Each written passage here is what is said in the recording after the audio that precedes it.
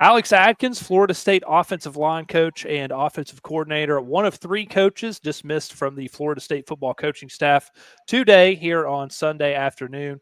Ben Spicer from LaSerre here. We're going to talk about how it impacts FSU football recruiting, and it's a little different tone on this video than the one where we discuss Adam Fuller, Matt, and that's because Alex Atkins had a lot of relationships in the 2025 class with current commits.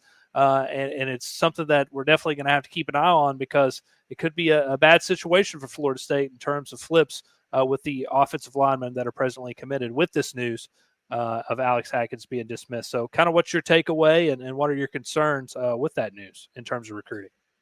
Yeah, I mean, first off, Atkins has always been a good recruiter. He's been really good at making relationships. I mean, if you look at the commits, the 13 that there are, the offensive line as a position group in this class is probably the best one, right? You got three out of 13, that's already a large percentage of this small class.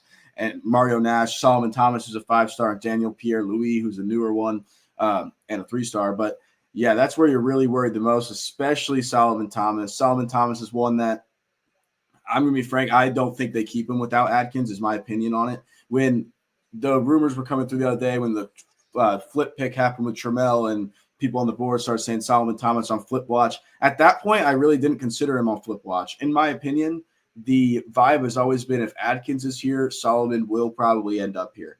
Now that he's not here, that obviously changes a lot. He was his guy. They were tight. We'll kind of have to see where this goes and see who the hire is. Maybe they'll ask him to push back his signing day. Because, again, it's the early signing period, and then you have the later one down the road. Nowadays, so people can enroll early and all this kind of stuff, they normally sign in the early period, which has moved up this year. But you could try to say, hey, Solomon, hey, Mario, hey, whatever offensive guy, mainly the offensive line guys, bring it up now. Don't sign on early signing day. Let us get someone in here and let you meet them and try to make that relationship. Maybe you already have one with him from a previous school that he recruited you at. So why don't you just sit tight and give us a chance here? I think that's their main hope to keep these guys, especially Solomon. It feels like another big factor in this decision, mainly for Mike Norvell, is he going to continue to take that play call role on into next year, or does he bring on a true offensive coordinator and let them handle the play call duties? How does that kind of factor into this? And do you think it really affects the early signing period, or that's something that more affects the transfer portal and the 2026 class? I think for this, you're going to have to look more towards the 2026 class, especially the transfer portal, the way you're going to have to hit it hard this offseason.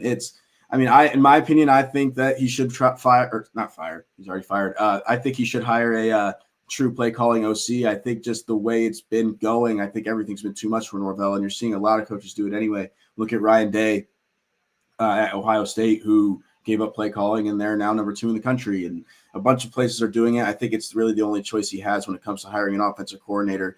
And again, that's where the big relationships come in. Who has relationships in state? Who's already recruited a lot of the kids you've recruited?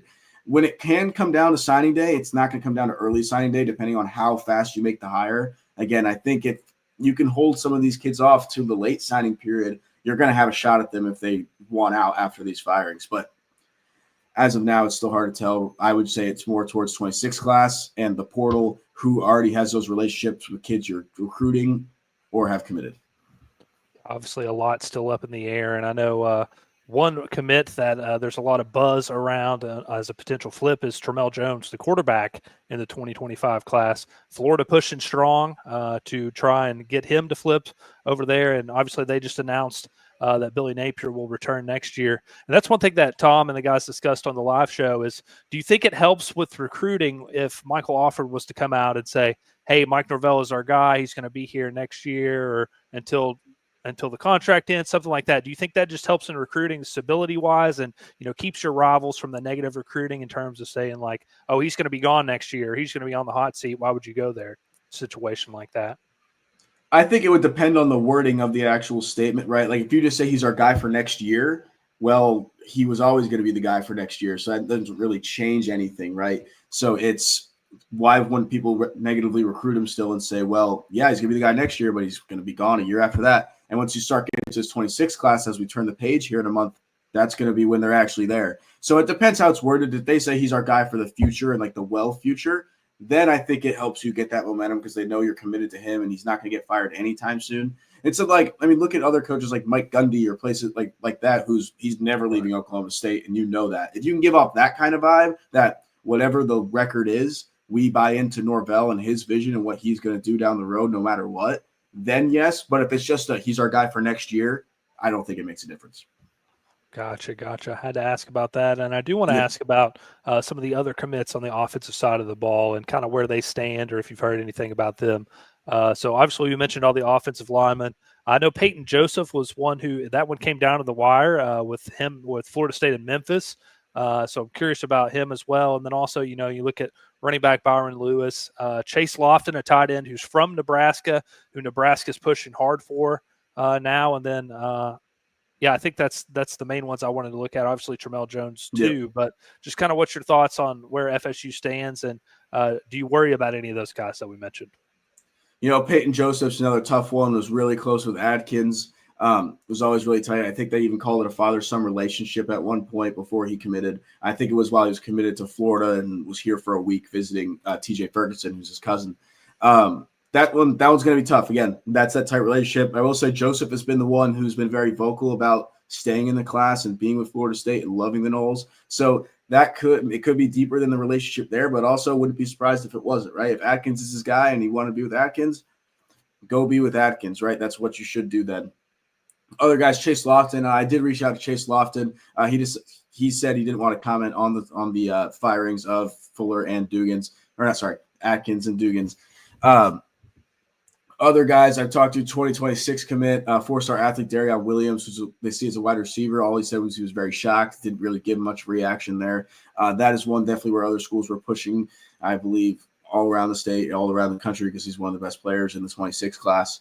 Let's see, just going down the list, I'm just reading it. It's pretty quickly after everyone, so it's kind of hard to get it right away.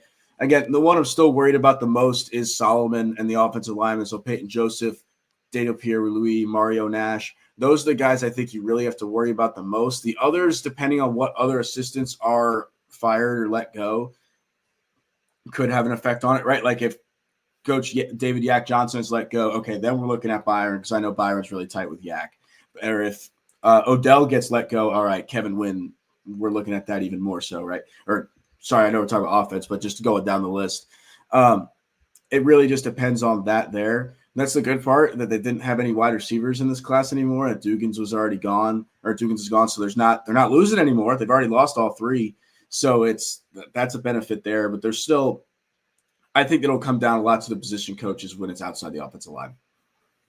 All right. Well, I appreciate the insight, and make sure you head over to the Premium Recruiting Board. It's only going to heat up from here. Matt will have more reactions, I'm sure, to come over the next few hours. So make sure you head over to the PRB on warchant.com. We'll have more news.